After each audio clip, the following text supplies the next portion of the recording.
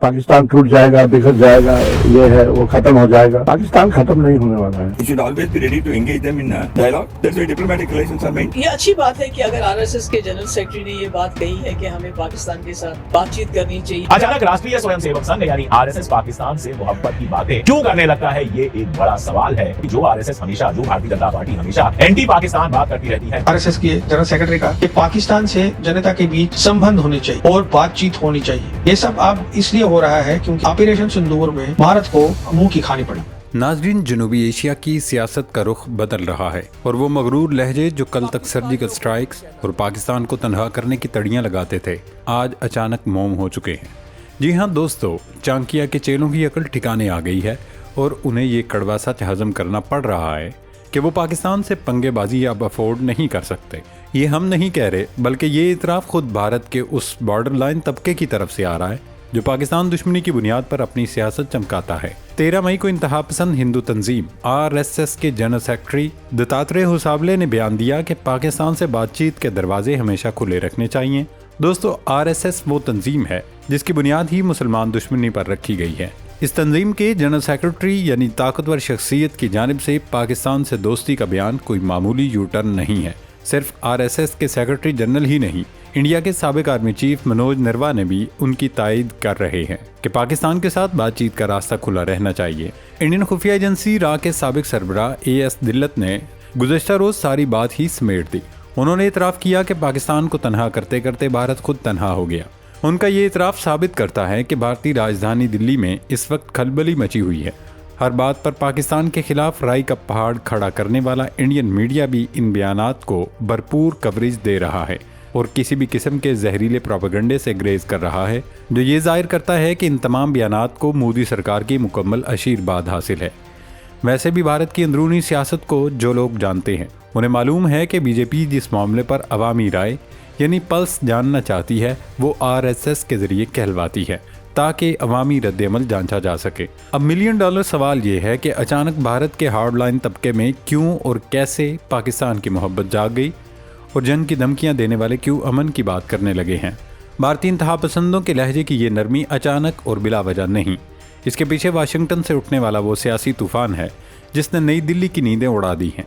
अमेरिकी सदर Donald Trump का पाकिस्तानी क़यादत और ख़ासतौर पर शहबाज शरीफ और फील्ड मार्शल सैयद आसिम मुनीर की तारीफ़ें करना और चीन से रवानगी से कबल मीडिया से गुफ्तगू में ये चौंका देने वाले इंकशाफ करना कि वो ईरान के साथ जंगबंदी के हक़ में नहीं थे, लेकिन उन्होंने सिर्फ पाकिस्तान को फेवर देने के लिए ये सीज़ फायर करवाया।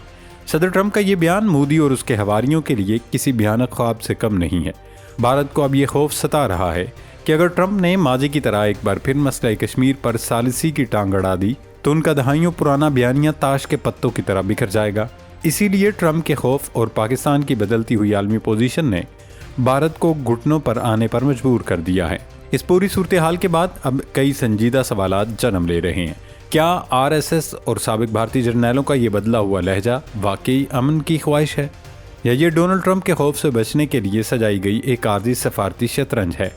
जो भारत कल तक कहता था कि दहशतगर्दी और बातचीत एक साथ नहीं चल सकते, वो आज कश्मीर पर ट्रंप की मुमकिन सालिसी के खौफ से पाकिस्तान के आगे मुज़ाकरात की भीख मांगने पर मजबूर हो चुका।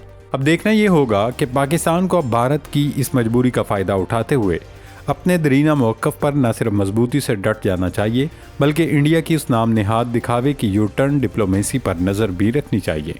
नादरीन, पिछले कुछ अरसे में इंडियन मीडिया में कुछ ऐसी इतलात भी आ रही हैं कि इंडिया और पाकिस्तान के दरमियान बैकडोर राब्ते जारी हैं और दोनों ममालिक के साबिक फ़ौजी अफसरान और सफारतकारों ने गुज़श्ता 3 माह के दौरान कम अज़ कम 2 बार कतर में मुलाकातें की हैं। उन्हें ट्रैक टू रवाबित करार दिया जा रहा है।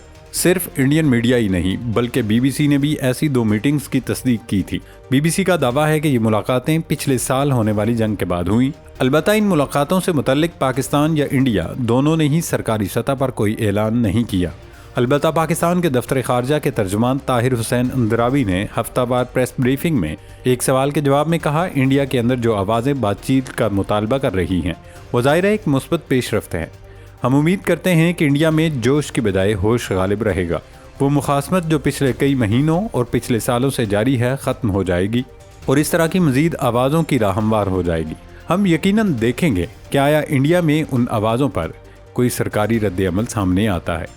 दोस्तों, इंडिया की तरफ से इन बयानात का आना यही जाहिर करता है बीजेपी की आदत हालात का अंदाज़ा लगाना चाहती है कि अवाम इस तरह की बातचीत के लिए कितने तैयार हैं, और अगर ऐसा ना हो तो फिर ज़मीन हमवार की जा सके। चूँकि नरेंद्र मोदी और बीजेपी की सियासत का अहम जुज़ पाकिस्तान की मुखालफत है, उसका इस्तेमाल करके वो इंतखाबात भी जीतते रहे हैं। उनका वोटर पाकिस्तान से किसी भी तरह की बातचीत के हक़ में नहीं है। ऐसे में हालात के पेश नज़र अगर ऐसा कुछ करना पड़े तो मोदी को एक आइडियालॉजिकल कवर चाहिए जो उन्हें सिर्फ RSS ही फराहम कर सकती है। इस सारे मामले में एक और दिलचस्प सूरत हाल ये है कि पाकिस्तान दरअसल इंडिया के लिए एक अंदरूनी मसला है।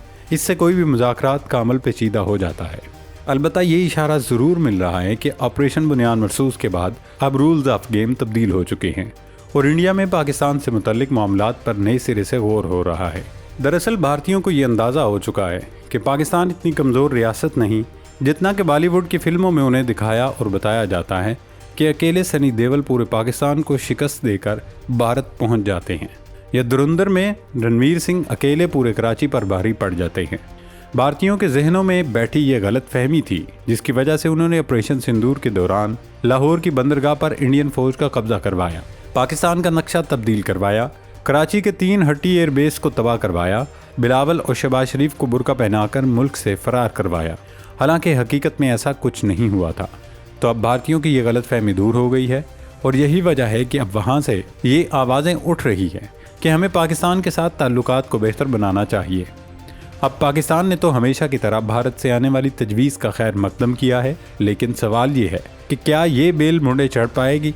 क्या दोनों मुल्कों में मुज़ाकरात का आगाज़ हो सकेगा? क्या जुनूनी हिंदू इंतहा पसंद ये सब बर्दाश्त कर सकेंगे? क्या मोदी ने जो पिछले 10-12 साल में हिंदुस्तान के लोगों के जहनों में जहर घोला है, क्या वो मोदी सरकार के अचानक यू टर्न से तब्दील हो सकेगा?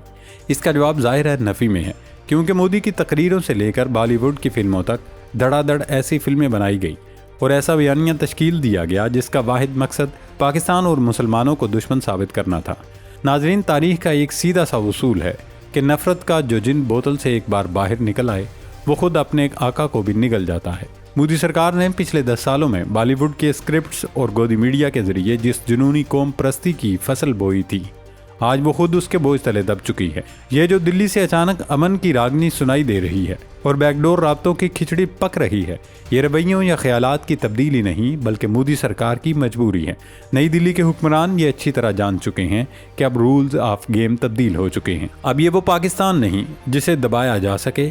खित्ते की बिसात पर पोजीशंस तब्दील हो चुकी हैं।